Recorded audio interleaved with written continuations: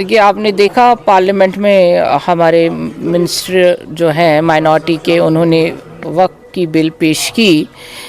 इसमें जो अमेंडमेंट्स हैं, क्योंकि वक्त के साथ साथ जैसे उन्होंने सारे अमेंडमेंट्स की बात की 2013 की, 2013, 2014 और सारे अमेंडमेंट सामने आ गए।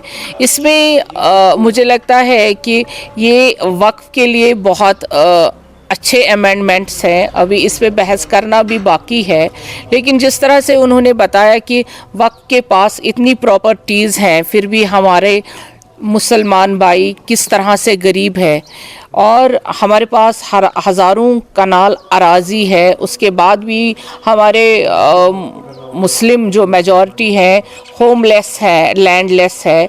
इन चीज़ों की तरफ हमारी गवर्नमेंट, प्रधानमंत्री मोदी जी ध्यान दे रहे हैं, ताकि ये सही है कि जो मुस्लिम कम्युनिटी है ये गरीब ना रहे, इनके लिए भी सारे इंतज़ामात हो। जबकि we have so much land, मुझे लगता है कि बहुत ज़्यादा लैंड है, जैसे डिफेंस के बाद, रेलवे के बाद हमारे पास लैंड है। अगर उसको देखा जाए तो हमारे कम्युनिटी में कोई गरीब नहीं रहना चाहिए। इस बिल का सीधे सीधे मकसद ये है कि मुस्लिम कम्युनिटी भी बाकी कम्युनिटियों की तरह आगे बढ़े। रही बात, सबसे जो बड़ी बात आई पार्लियामेंट में, जो अभी हमारे मिनिस्टर साहब ने बता दी, जम्मू कश्मीर वक्फ बोर्ड के बारे में जो उन्होंने पार्लियामेंट में बुलंदबाग तरीके से बात की, तो उसके लिए हमें खुशी है कि जिस तरह से हम काम कर रहे हैं, हम चाहते हैं कि वक्फ बोर्ड आगे बढ़े। अगर बाकी रियासतों में भी ऐसी बात हो जाएगी तो मुझे नहीं लगता है कि कोई भी एम्प्लॉय, कोई भी मुस्लिम कम्युनिटी में गरीब रहेगा। मैम, इन केस अगर बिल पास नहीं होती है तो मुसलमान कम्युनिटी को क्या नुकसान है?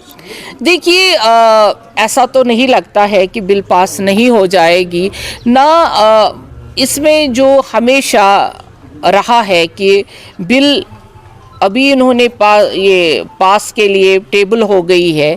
हमारे लिए वक्फ प्रॉपर्टी, जैसे उन्होंने बताया भी, आपने सबों ने सुना कि हर एक चीज़ इलॉबरेट की गई कि वक्फ के नुकसान क्या है जो अमेंडमेंट्स में है और फ़ायदे क्या है। मुझे लगता है जिस तरह से फ़ायदे आज के इसमें हैं तो नुकसान कहीं दिखता नहीं है। शुक्रिया। तो अपोजिशन पार्टियों का ये इल्ज़ाम है कि ये जो बिल है मुस्लिम के खिलाफ से ये बिल। देखिए, अपोजिशन हमेशा तो बुलंदबाग आवाज़ में बातें करती हैं। आपने देखा जिस तरह से मिनिस्टर साहब बात कर रहे थे, तो कहीं पे भी नहीं लगा कि इसमें किसी किस्म की कोताही हमें नज़र नहीं आई।